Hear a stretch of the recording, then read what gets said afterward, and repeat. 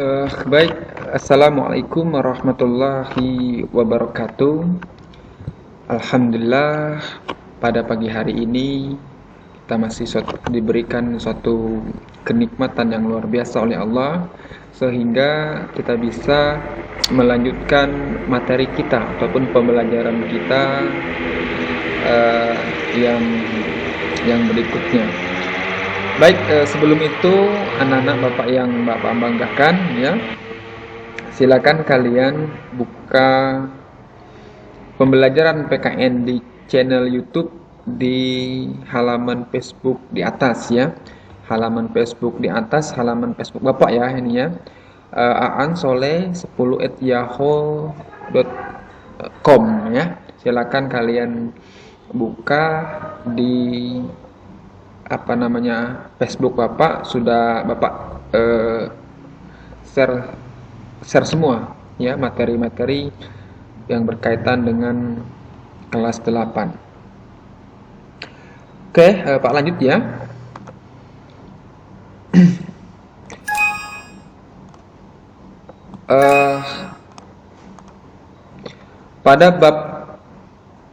Pada pertemuan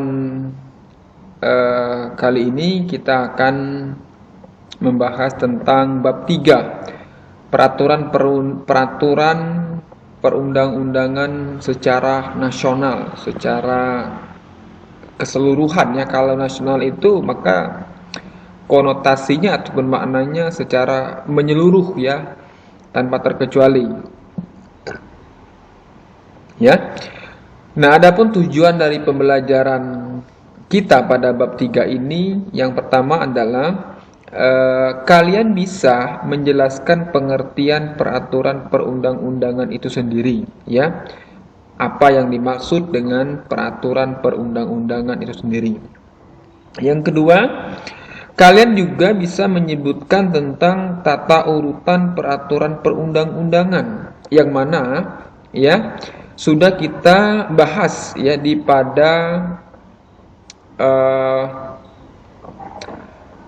pada pertemuan sebelumnya ya, yang mana diatur di dalam ya Undang-Undang Nomor 11 Tahun 2012 tentang tata urutan peraturan perundang-undangan itu sendiri.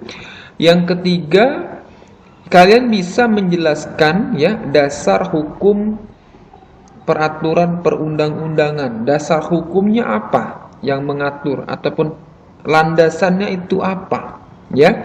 Yang terakhir, kalian bisa menjelaskan proses. Kalau proses itu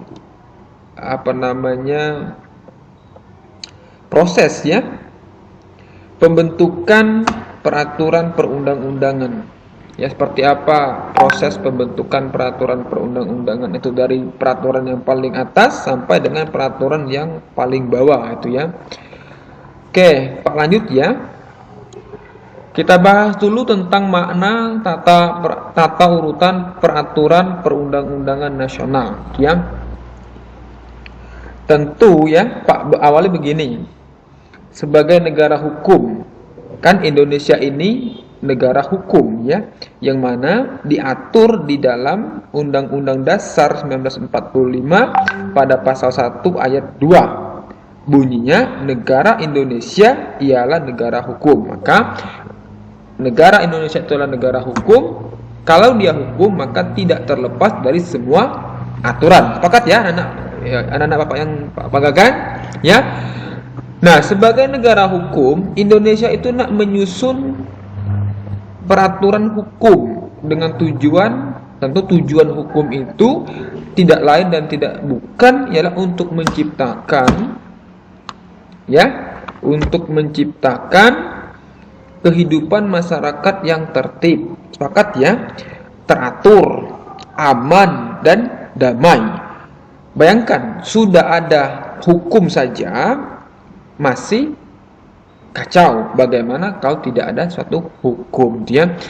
Nah, peraturan hukum itu disusun menjadi tata urutan peraturan perundang-undangan secara nasional yang diberlakukan bagi semua warga negara, baik itu penyelenggara mulai dari tingkat daerah maupun pemerintah. Artinya tidak ada tanpa terkecuali, ya, semua warga negara, ya, tanpa terkecuali semua warga negara, baik itu punya pangkat, jabatan, profesi, ataupun strata sosialnya miskin kaya, maka di mata hukum itu mendapatkan satu persamaan dan kedudukan hukum yang sama tanpa terkecuali, ya, nak, ya, tanpa terkecuali, baik itu penyelenggara maupun warga negara, maka sama-sama kedudukannya di atas hukum. Itu, ya, Pak, lanjut. Nah, peraturan yang berlaku di Indonesia itu nak dibedakan menjadi dua, ya. Sudah kita bahas di minggu yang ataupun pertemuan yang sebelumnya. Ada yang peraturan bersifat tertulis, dituliskan, ya. Artinya kalau dituliskan itu peraturannya itu ada bentuk wujudnya nyatanya. Contoh peraturan sekolah. Nah, peraturan sekolah itu kan pasti tertulis karena dituliskan, diundang-undangkan. Nah, itu tertulis. Tetapi ada juga peraturan itu tidak tertulis. Mungkin kalian sudah paham, ya. Nah, peraturan yang tidak tertulis itu peraturan yang hidup dan dikembangkan terus ditaati oleh seluruh warga negara tanpa terkecuali, ya. Nah, apa itu? Kalau yang bersifat tertulis, ya, Pak tuliskan di sini ada Undang-Undang Dasar 45, jelas tertulis. Ya, ada bentuknya, ada wujudnya, ada bukti nyatanya, ada kan? 45. Ada undang-undang. Ya, undang-undang itu yang setara dengan Perpu, ya, kalau salah Perpu. Yang kalau kamu nggak paham itu, nak, undang-undang yang dibuat oleh DPR yang sekarang ini lagi booming tentang undang-undang tenaga kerja atau undang-undang Omnibus Law itu. Nah, itulah bentuk dari undang-undang, ya.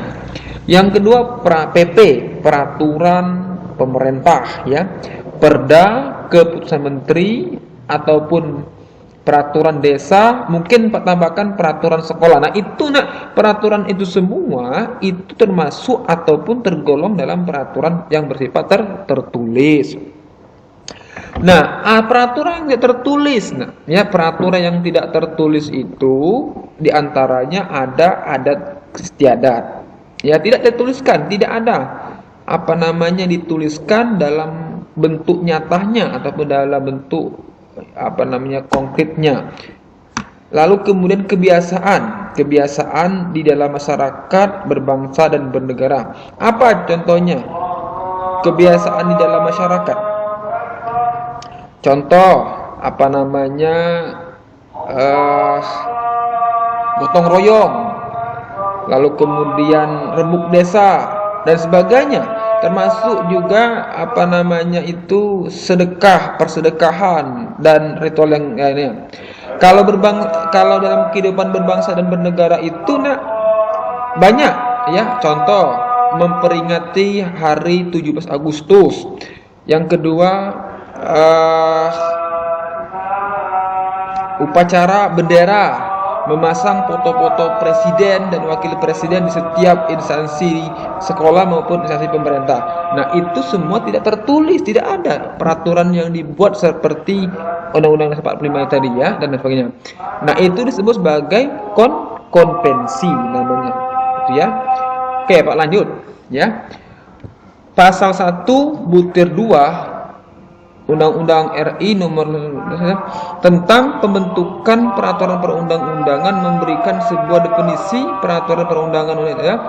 Nah, definisi dari peraturan perundang-undangan itu adalah peraturan tertulis yang memuat norma hukum yang mengikat secara umum.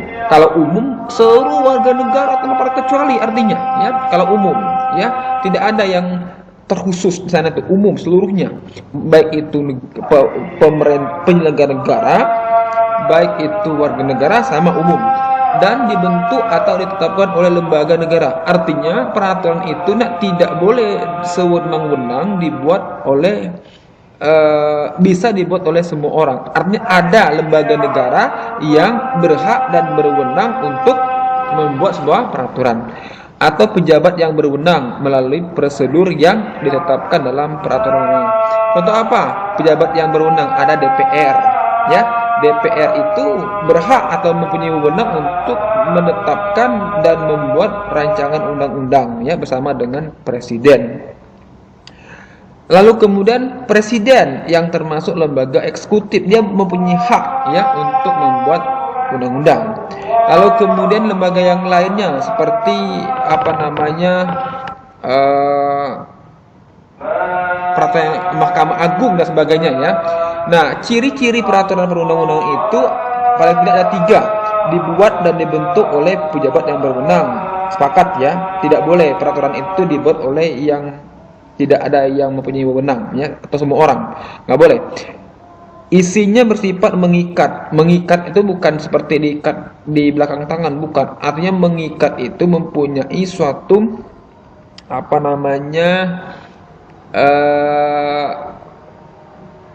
tanpa ada terkecuali, ya, diikat semua, ya, diikat semua dan memaksa setiap orang untuk bertaat. Jadi peraturan itu paling tidak ada 2 sifatnya, satu mengikat dan dipaksa, memang seperti itu aturannya.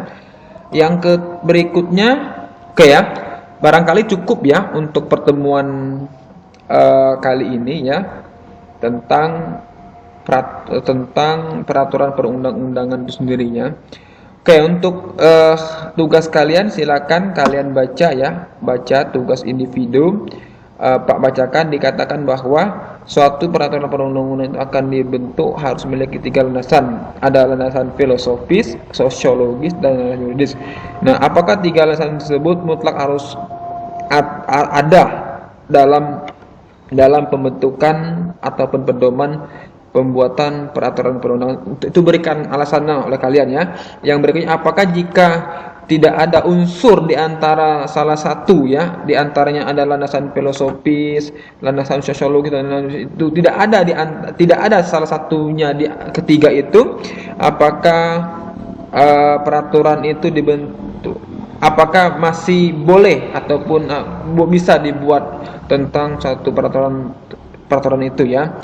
Silakan kalian kerjakan di buku, dibuat di buku latihan, ya, nak, dan dikumpul pada pertemuan yang berikutnya. Kalau seandainya hari Selasa kita belajar, berarti Selasa berikutnya untuk kalian kumpulkan. Nah, untuk format pengumpulannya silakan kalian kumpulkan di Telegram Bapak secara pribadi, chat Bapak masing-masing, ya. Untuk hari ini Pak akhiri dengan assalamualaikum warahmatullahi wabarakatuh.